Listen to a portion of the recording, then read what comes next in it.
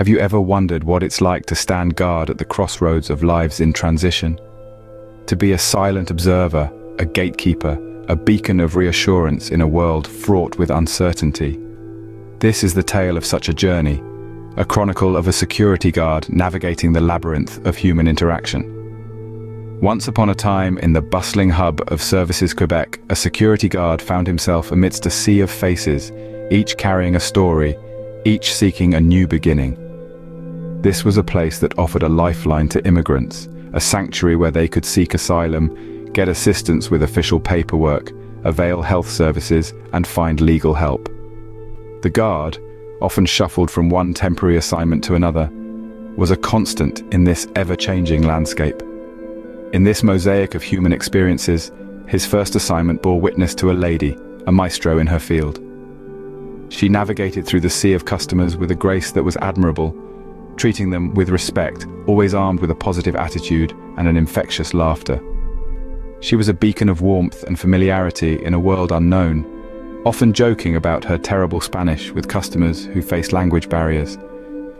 It was a world where customers felt welcomed, their individuality recognized and respected. However, the guard's next assignment displayed a stark contrast in the reality of the procedures followed. At a specialized center for asylum seekers, which was under the same roof as Services Quebec, the atmosphere was markedly different. Unlike at Services Quebec, where there was an effort to patiently guide and support customers, the asylum center was detached, cold, and unyielding. Customers were herded like cattle, treated with impatience and apathy. Within this setting, the guard, Christian, found himself conflicting with the system. He was to assist, particularly those customers who grappled with language barriers, placing families with children on his priority list. But his efforts were met with hostility and indifference. The harsh reply of a colleague still echoes in his ears. They're supposed to speak English or French. It's their problem. Contrary to the accommodating policy at Services Quebec, the centre maintained a stringent policy against phone usage, viewing it as a distraction that might cause to miss their turn. One warning, and the customer was expelled.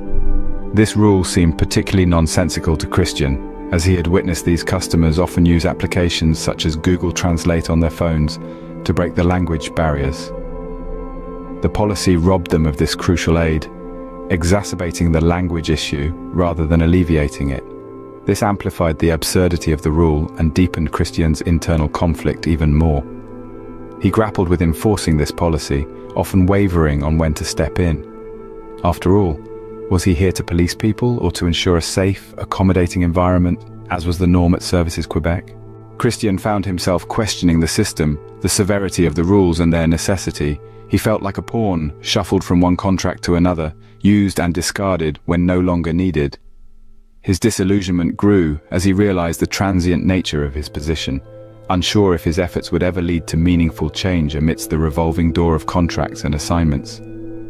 As he reflects on his journey, Christian questions the system that he's a part of. He wonders, why am I busting my balls for such a stupid policy? He's left questioning the very fabric of the system he serves, a system that seems to prioritize rules over human connection. His is a tale of constant negotiation between duty and empathy, a poignant reminder of the human faces behind the uniforms and badges. This is Christian's story, a security guard's journey through the labyrinth of human experiences.